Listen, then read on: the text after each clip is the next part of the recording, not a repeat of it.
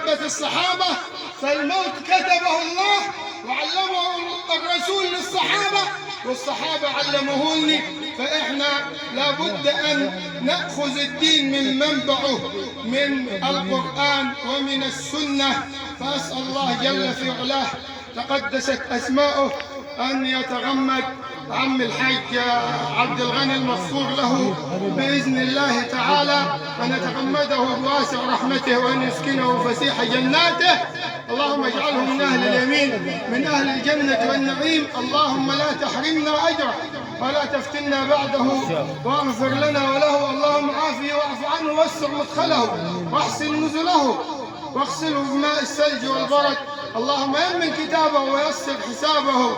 اللهم لا تحرمنا أجره، واللهم اغفر لنا وله. ونقول له قول القائل كما قال، يقول وقف يدعو عند جنازة فما عرفش يقول ايه، لكن هذا ربنا قال يا رب فلان حل بك ضيفا.